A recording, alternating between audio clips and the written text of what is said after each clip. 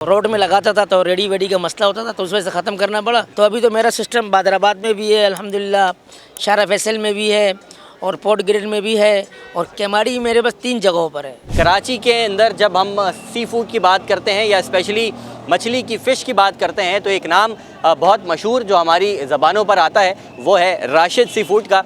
और मेरे साथ मौजूद हैं मोहम्मद राशिद साहब जो राशिद सी फूड के मालिक हैं। उनसे बात करते हैं कि इस सफ़र का आगाज़ कहाँ से किया था और आज अल्लाह ताला ने जो इनको शोहरत की बुलंदियों पर पहुँचाया है तो कितनी ब्रांचेस खोल चुके हैं और कहाँ कहाँ पर ब्रांचेस हैं। साथ ही ये भी जानेंगे आज कि कौन कौन सी वैरायटीज़ यहाँ पर दस्तयाब हैं। राशिद साहब बहुत शुक्रिया आपके वक्त का। अस्सलाम वालेकुम। वालेकुम अस्सलाम। मुझे ये बताइएगा आगाज़ सफ़र कहाँ से किया था। माशाल्लाह आज इतनी शोहरत पर भी अल्लाह ताला ने आपको बचाया और इतने जो है वो आपके कारोबार को वसअत भी दी। इस सफ़र का आगाज़ कहाँ से किया था, किस मार्केट से आगाज़ किया था, क्या मछली ख़ुद लेकर आते थे या फिर पहले भी बायर से ख़रीदते थे, क्या सिलसिला रहा? देखिए अल्हम्दुलिल्लाह अल्लाह का बड़ा करम है, अल्लाह का बड़ा फ़ज़ल है मुझ पर और अल्लाह का बड़ा रहम है मुझ पर कि अल्लाह का देन है। इंसान अपने तरफ से कुछ भी नहीं कर सकता है, ये सारा अल्लाह ताला की तरफ से होता है। बस इंसान अपनी नीयत को सही कर ले तो अल्लाह की मदद उसके साथ शुमार हो जाता है। मैंने शुरू किया था, बल्कि मेरे वालिद साहब ने शुरू किया था, फिर मेरा बड़ा भाई आया, उसके बाद मैं आया, तो मैंने काम के अंदर थोड़ा चेंजिंग लाया है कि ये बारबेक्यू वगैरह ये चीज़ें। फिर मेरा जो शुरू हुआ था वो केमाड़ी 1 नंबर पर पार्किंग है, वहाँ से मेरा छोटा सा एक ठेला था, तो वहाँ से मैं अल्हम्दुलिल्लाह काम करते अब आज तक अल्लाह पाक ने मुझे यहाँ तक पहुँचा दिए है। वालिद साहब ने आपने कहा कि शुरू किया था, वालिद साहब ने क्या शुरू किया था? फ़िश बनाकर बेचते थे या फिर वो सिर्फ लेकर आते थे और सेल करते थे? नए नए फ़िश बनाकर बेचते थे। ये हमारा बाप दादा का काम तो नहीं है, पर हम ये कह सकते हैं कि इंशाल्लाह हमारा बाप का काम है। वालिद साहब ने आगाज़ किया, बड़े भाई ने उसको कैरी ऑन किया और आपने उसको अंदर जिद्दत पैदा की। तो केमाड़ी 1 नंबर पे जो आपका काम है तो वहाँ से आपने आगाज़ किया, वो शॉप अभी तक बरकरार है या वो ख़त्म कर दी, कहीं और शिफ्ट किया? वो ख़त्म करने के बाद ही मैं यहाँ पे पहुँचा। वो ख़त्म नहीं हुआ, बस वो रोड में लगाता था तो रेडी वेडी का मसला होता था, तो उस वजह से ख़त्म करना पड़ा। फिर मैं मस्जिद के पास गया, फिर वहाँ भी थोड़ा प्रॉब्लम हुआ, फिर मैं इस गली में आया, तो गली में मेरा सबसे पहला शॉप जो मेरा मेन ब्रांच है उधर है, थोड़ा से आगे है। वहाँ से फिर जैसे कि लोगों का डिमांड बढ़ता गया तो मैं अल्हम्दुलिल्लाह फैलता गया।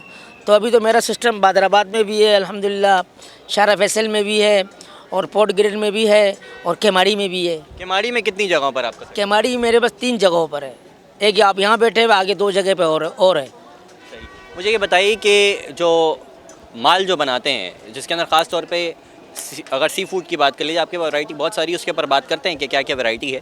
माल जो लेकर आते हैं वो क्या ख़ुद मंगवाते हैं, चेक करके लेते हैं कि फ़्रेश माल है या नहीं, या फिर कोई बायर है उससे कोई सेटिंग बनाई हुई है? नहीं, परचेजिंग मैं ख़ुद करता हूँ, जो फ्रेश है वही लाता हूँ। बाकी मेरे अपने भी जो ठेके में मैंने लांचे लिए हुए उनका भी माल आता है। फिर मेरा जो परचेज़र है वो मार्केट से भी ख़रीदारी करता है। माल तो अल्हम्दुलिल्लाह चेक करके आता है। माल खाने के बाद आप चेक करें, ये लोगों से रिव्यू वो आपको दे देंगे इंशाल्लाह रिव्यू, या फेसबुक में या गूगल में या इंस्टाग्राम में आप चेक करें तो इंशाल्लाह अल्लाह के फजल करम से मेरा अल्लाह ने चाहा तो इंशाल्लाह चीज़ लोगों को अच्छा मिलता है। ये आपके ख़्याल में जो अल्लाह ताला ने आपके रिस्क में इतनी बरकत दी है उसकी वजह क्या आपका नसीब बहुत अच्छा है या फिर आपने जो अपनी नीयत साफ़ रखी है ये क्वालिटी को ख़राब होने से बचाने की, मयार को गिराने से बचाने की, आपके ख़्याल में वो आपकी नीयत अल्लाह को पसंद है? देखिए नीयत का दारो मदार अल्लाह के साथ है। अब मैं कह दूंगा कि मेरा नीयत अच्छा है तो ये गलत है, सही ना? नीयत अल्लाह को पता है किसका कैसे है। लेकिन हाँ, मेरे साथ नसीब जोड़े में, लोगों को नीयत जोड़े में मेरे साथ। और दूसरी बात कि माल के अंदर मैं कंप्रोमाइज़ करता ही नहीं हूँ ना। अगर मुझे पता पड़ा, किसी कस्टमर ने बोल दिया, अगर मुझ तक बात पहुंच गया, या मैंने जो अपने मैनेजर्स वर्कर वगैरह रखे हुए हैं उनको भी पता पड़ जाता है कि चीज़ अच्छा नहीं है या अच्छा चीज़ है, उनको मज़ा नहीं आ रहा है, तो हम उसमें इंशाल्लाह उसके साथ रियायत करते हैं, कोऑपरेट करते हैं और हम कोशिश ये करते हैं कि हम कस्टमर को अच्छा से अच्छा चीज़ दें। ये चीज़ें हैं। वैरायटी कौन कौन सी दस्तयाब है आपके पास, डिशेस कितनी हैं, जब आगाज़ किया था तब कितनी थी, क्या क्या बनाते थे और आज आपके पास कितनी डिशेज़ हैं? जब आगाज़ किया तो सिर्फ फ्राई था हमारे पास, और जब मैं इसके अंदर मेहनत करता गया तो इसके अंदर मैंने बारबेक्यू, पहले बड़े बड़े होटल में मिलता था, लेकिन आजकल आपको अगर बारबेक्यू हर जगह में मिल रहा है तो मैं ये कहूँगा कि अल्हम्दुलिल्लाह ये मेहनत मेरा है कि अगर कोई मछली वाला कोई मछली लगा रहा है तो साथ में बारबेक्यू भी लगा रहा है, तो बारबेक्यू पर मैंने बड़ा मेहनत की है। जैसा कि बारबेक्यू, इसी तरह झींगा कढ़ाई, जैसे कि हम सुनते थे आज से 10 से 12 या 15 साल पहले कि बलोच कढ़ाई वाला झींगे कढ़ाई भी बनाते हैं। तो हमारा दिल के अंदर अरमान था कि हम भी झींगे कढ़ाई बनाएं। तो हमने झींगे कढ़ाई अल्हम्दुलिल्लाह मेहनत किया। अब झींगे कढ़ाई और बारबेक्यू फ़िश ये आपको हर जगह में अवेलेबल मिलेगा। इसका तो अल्हम्दुलिल्लाह मैंने मेहनत किया, मैं ये कहूँगा। यानी कि आप ये कह रहे हैं कि आप पायनियर हैं इसके हवाले से कि आपने फ़िश बारबेक्यू जो है उसका आगाज़ किया है।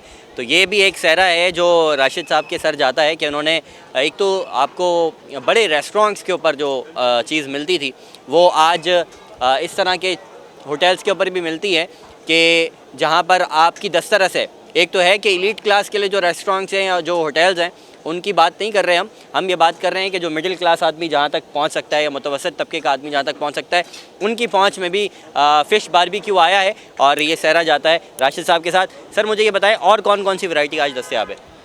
इस वक्त तो 3 वैरायटी है, जो 3 में से जो फ्राई है वो इतना पॉपुलर नहीं है, कम है। लेकिन जो बारबेक्यू है, फ़िश बारबेक्यू और प्रॉन्स कढ़ाई, ये 2 पॉपुलर है।